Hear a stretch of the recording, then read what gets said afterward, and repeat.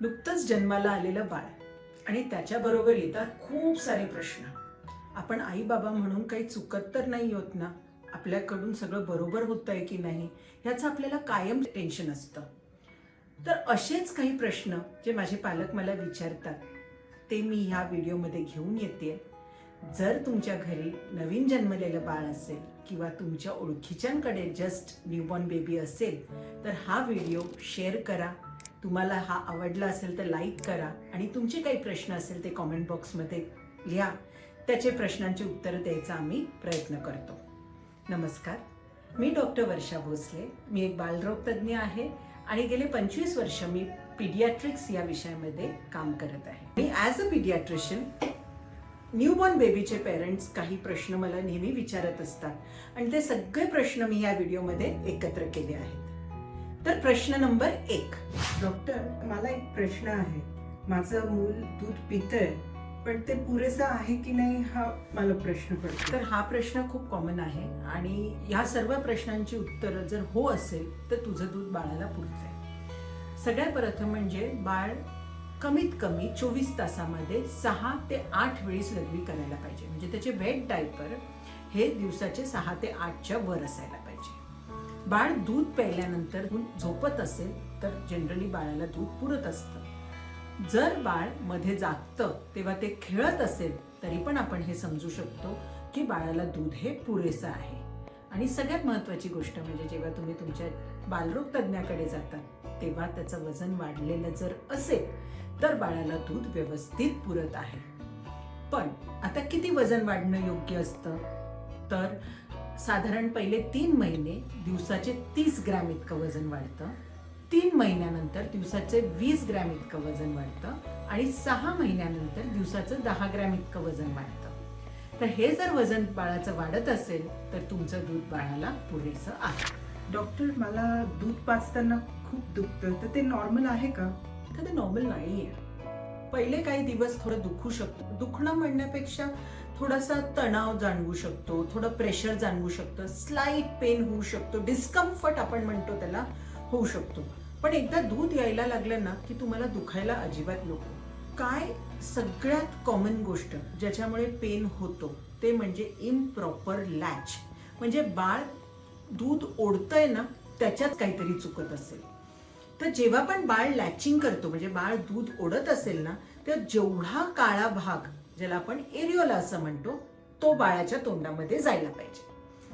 जर बाळ फक्त निप्पलवर फिडिंग करत असेल तर तुम्हाला या जंक्शनला क्रॅक निप्पल्स पुलमुळे येऊ शकतात आणि बाळाला पण दूध व्यवस्थित मिळणार नाही. त्यामुळे बाळाच्या तोंडात जेवढा काळा पोर्शन जाऊ शकतो तेवढा जायला पाहिजे. त्याच्याने तुम्हाला निप्पल पेन पण होणार नाही आणि बाळाला दूधही व्यवस्थित मिळेल. ही झाली एक गोष्ट. दुसरी गोष्ट म्हणजे जेव्हा तुम्ही बाळाला अनलॅच करत असाल म्हणजे बाळाला जेव्हा छातीपासून काढत असाल तेव्हा कधी कधी काय होतं आपण बाळाला ओढून काढतो आणि बाळाच्या तोंडात ऑलरेडी निप्पल असते. ओढताना परत या जंक्शनवर इजा होण्याची शक्यता असते. त्यामुळे जेव्हा तुम्ही बाळाला दूर करत असाल तेव्हा स्वच्छ छोटं बोट त्याच्या तोंडाच्या कॉर्नरमध्ये टाकायचं, ते सक्शन रिलीज करायचं आणि अलगदपणे बाळाला दूर करायचं. म्हणजे तुम्हाला इथे इंजुरी होणार नाही.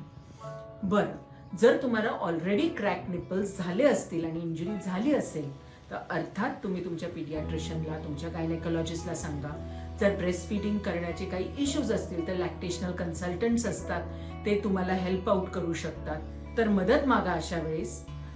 दुसरी गोष्ट, एक छोटीशी टिप इथे देते मी तुम्हाला की तुमचंच दूध जे नंतर येतं ज्याला आपण हाइंड मिल्क असं म्हणतो ते थोडंसं तुम्ही जर बोटावर घेतलं आणि तुमच्या छातीला लावलं तर हिलिंग व्हायला खूप मदत होते. डॉक्टर, माझ्या बाळाला आंघोळ घालायला आणि त्याची मॉलिश करायला मी मॉलिशवाली बाई लावली तर चालेल का? तर आपल्या घरांमध्ये ना बाळाचा डॉक्टर डिसाईड व्हायच्या आधी बाळाची मालिशवाली बाई आपण ठरवतो. तर खरं सांगायचं ना तर बाळाला मालिश याचा फायदा होतो पण ती घरच्यांनी हलक्या हाताने केलेले मालिशचा फायदा होतो. कारण तेवढं बॉन्डिंग वाढतं, बाळाला तेवढी चांगली झोप लागते. पण ही मालिश नाजूक असावी आणि ते करणं कंपल्सरी नाहीये.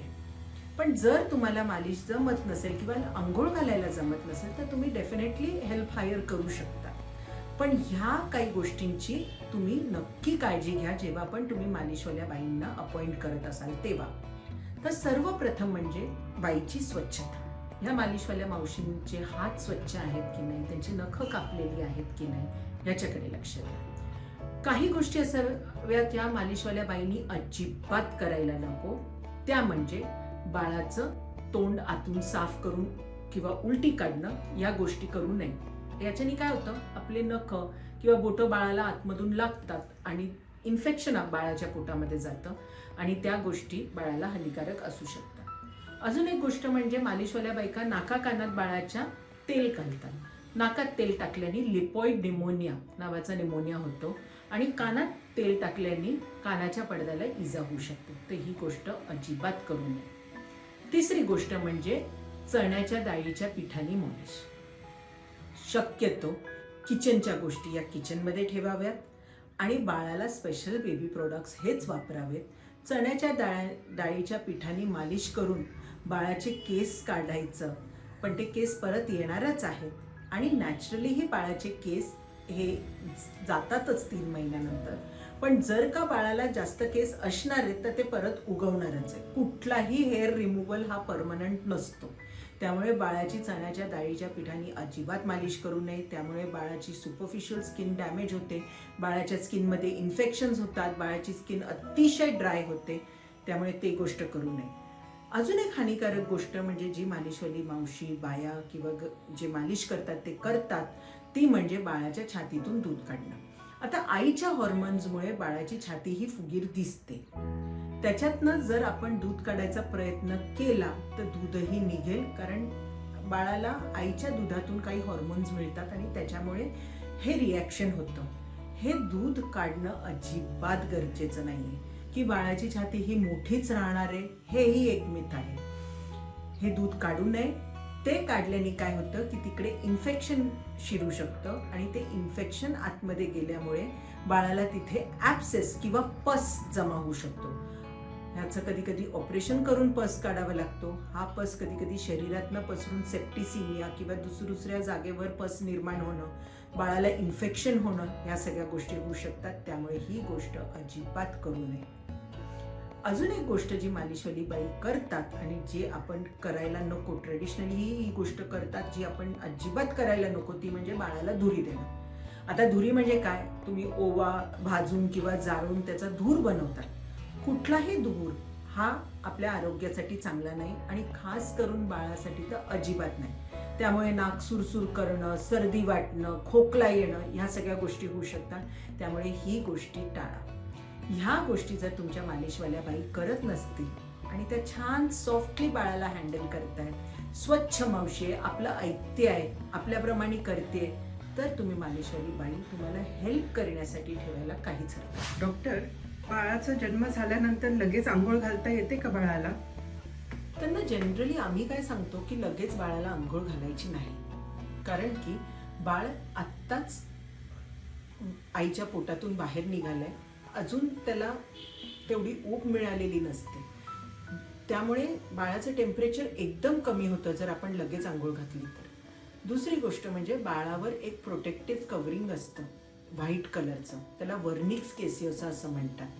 हे बाळाला ॲक्च्युली प्रोटेक्ट करतं. ती घाण किंवा कचरा नाही, ते बाळाला प्रोटेक्शन आहे. त्यामुळे तेही काढून टाकू नये.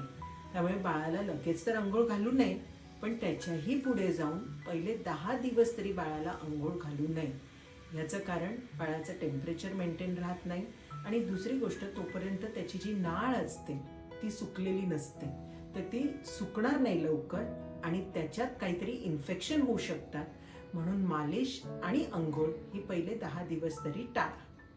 डॉक्टर, माझं बाळ ना बांधताना खूप रडतं, तर ते गरजेचं आहे का? तर तुम्ही ना बाळाला नाही बांधलं तरीही चालेल. बाळाला बांधणं किंवा स्वॉडलिंग आपण म्हणतो, हे गरजेचं नाहीये. पण त्याच्याने काही बाळांना छान वाटतं, ते छान झोपतात. पण काही बाळांना ते अजिबात आवडत नाही, तर त्यावेळेस ते अजिबात करू नये. त्याच्याने बाळाला काही हानी होणार आहे असं नाही, त्याचे पायच वाकडे राहणार की त्याला उबच मिळणार नाही असं नाही, पण बाळाला ऊब मिळणं महत्वाचं असतं. त्यामुळे तसे गरम कपडे बाळाला घालणं, खास करून आंघोळीनंतर, तर बाळाला ऊब मिळेल.